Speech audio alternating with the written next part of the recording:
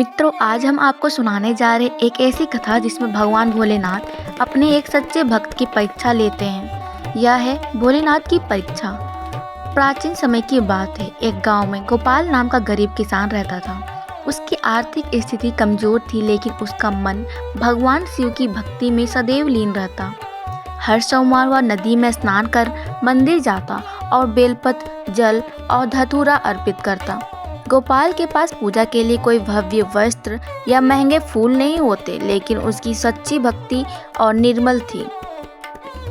गांव के लोग उसका मजाक उड़ाते, अरे तेरी पूजा से भगवान क्या प्रसन्न होंगे।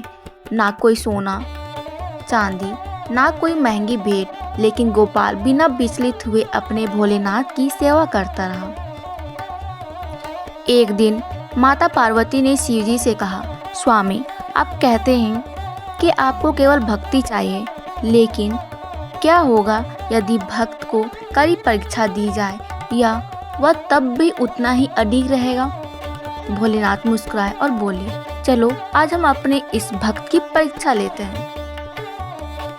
भोलेनाथ एक वृद्ध साधु के रूप में गोपाल के घर पहुंचे। उन्होंने कहा, बेटा, मुझे अब बहुत भूख लगी है, क्या तुम कुछ खिला सकते हो। गोपाल ने अपना बचा खुचा अनाज भी साधु को अर्पित कर दिया। दूसरी परीक्षा। अगले दिन साधु फिर आए और बोले, मुझे ठहरने के लिए एक जगह चाहिए। गोपाल ने अपना छोटा सा घर भी उन्हें दे दिया और खुद बाहर सो गया। कुछ दिनों बाद गांव में अकाल पड़ा, खाने के लिए कुछ भी नहीं बचा। तब वही साधु आए और बोले, मुझे अपने खेत के आखिरी बीज दे दो, मैं उन्हें बोऊंगा।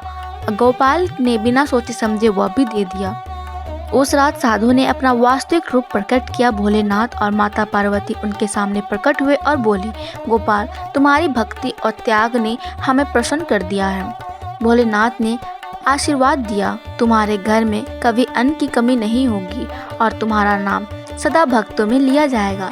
अगली सुबह गोपाल के खेत हरे भरे फसलों में लहलहा रहे थे और उसका जीवन सुख शांति से भर गया। यह कथा हमें सिखाती है कि सच्ची भक्ति का अर्थ केवल पूजा पाठ नहीं, बल्कि त्याग, निस्वार्थ सेवा और अडिग विश्वास है।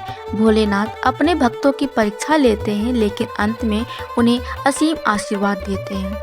मित्रों, भोलेनाथ की परीक्षा हमें याद दिलाती है कि जो भी परिस्थितियाँ आए, यदि हमारी भक्ति सच्ची है तो भगवान स्वयं हमारे रक्षक बन जाते हैं।